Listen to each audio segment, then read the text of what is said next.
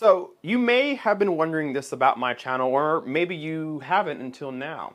But why do I not show measurements? Why do I not talk about measurements much on this channel? Why don't I show graphs and charts and line graphs? Why don't I really get into that? And before I tell you why I don't get into that, let me tell you guys why people do. Some people think that measurements is the end all be all. It says everything. That's not necessarily true, but let's talk about a few good things about measurements. Measurements tell you what a room is doing to a speaker most of the time, right? So if I have my KEF R11s and I play a frequency sweep from 20 hertz to 20 kilohertz, which is a full range of frequencies, if I play that and measure it, you're going to see a graph that looks, different valleys, different peaks, different nulls, right? And so that tells me what that speaker is doing in my room. Now let's say I have an anechoic chamber, meaning it's completely dead. No reflection, nothing bounces off. It's a dead room. That's what people use to measure a speaker and what it's doing on its own, with no influence of the room itself.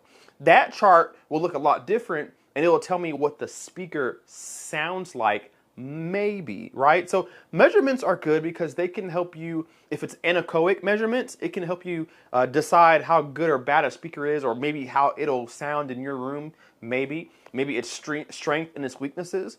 If you do measurements in your room, it tells you what your room is doing to those speakers.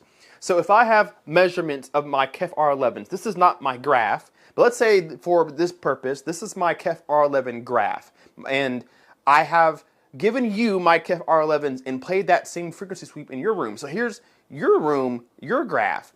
The graphs look completely different. Why? The KEF speakers are the same. Why is this graph so much different than this graph? Well, that's because the room plays a huge difference on what speakers sound like. Some people who think speakers are amazing, another person may think they're bad, and it may be because of the room and the lack of treatment, or maybe even too much treatment. So measurements tell you different things. Measurements also help you decide what acoustic treatment is most appropriate for your room. So if you run a frequency sweep from 20 hertz to 20 kilohertz and you have a lot of peaks and a lot of nulls on your graph, it's not very smooth. Well, now you know what areas you want to try to target. You can see the frequencies in which you have a problem. Maybe 80 hertz is too muddy, too boosted, too much of a peak.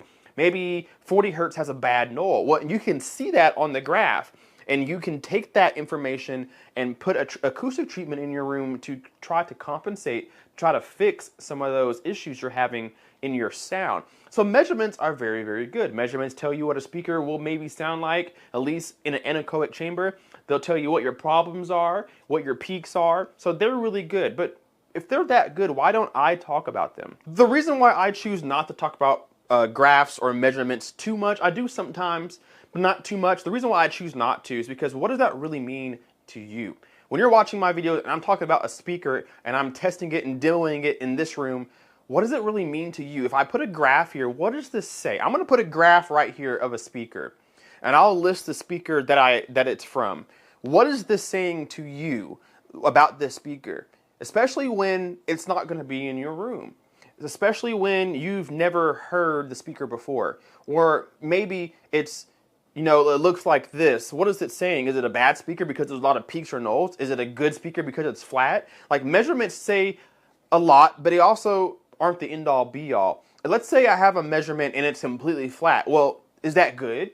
Do we want a flat speaker, or would that sound weird because there's no excitement, right? How do we know what this line graph is saying? This line graph may show us, your peaks and your nulls and your issues and your strengths, maybe good bass response, but it doesn't tell you what that sounds like. If it's exciting, if it's laid back, if it's warm, you can kind of maybe predict it. Maybe you see a boost in the mid-range. Maybe it's relatively flat, but a little boost in the mid-range. So maybe that says it's a little warm. Or maybe it has a steep drop off on the lower frequencies. Maybe it looks a lot like this, so flat and then drops off. So maybe it says the bass notes are lacking, maybe, right? So you can get some characteristics from it. But if I do those measurements in my room and tell you about them, well, it's not going to sound the same in your room. I may say, yeah, the KEF R11s are the best. So much bass. I love them. And then you buy a pair in your room that's much bigger than mine with bare floors and no treatment, and it doesn't sound anywhere like I described, right? So Measurements are good for certain things, but it's not the end all be all. Let me know what you guys think down below in the comment section. Now, here's where I think measurements are really good, not just for acoustic reasons in your own particular room, but for comparison purposes. Let's say that you're comparing two speakers together. You have a clip speaker over here and an SVS speaker over here, right? And so they have measurements on their website, and it may tell you all you may need to know. Let's say that the clip speaker has a pretty flat response, but kind of goes up towards the high end a little bit. Let's say the SVS doesn't do that, but it kind of stays up towards the low end, right? So it kind of says, okay, the clips may be a little bit brighter speaker than the SVS, but the SVS has more bass than it, right? So for comparison purposes, it may tell you head to head what speakers are doing in case you can't hear them side by side or you can't go hear them individually. It's nice to see a graph so you can say, okay, this speaker did this at this measurement and did this at this measurement. I think I like that measurement better for my room, and so on and so forth. So there are some good reasons to have measurements, to be able to see their characteristics, but measurements don't tell you what they sound like, they just tell you what they're doing in that said room. Whether it's your room or an anechoic chamber or whatever, it's just telling you their characteristics, not how good or bad the sound quality is. And so because of that, I don't talk about measurements too often. Now, I don't mind doing that. So if you want to see more videos of me getting into the science behind a speaker, I don't mind talking about measurements at all. I don't mind running ARC for you guys, Anthem room correction. I don't mind doing EQ Wizard on video for you guys. We can talk about that kind of stuff if you'd like to. A lot of channels already do that, so I kind of steer away, but we can definitely do that here too. But I like to talk about more the quality of sound and what I'm hearing versus what I see, because what I see doesn't necessarily translate to what I'm going to hear, and I more so care about what I'm going to hear at the end of the day. So leave me your thoughts down below in the comment section. I want to know for you guys, especially if you're somebody who uses measurements a lot, tell me why you use it. Why is it something that it's a go-to for you?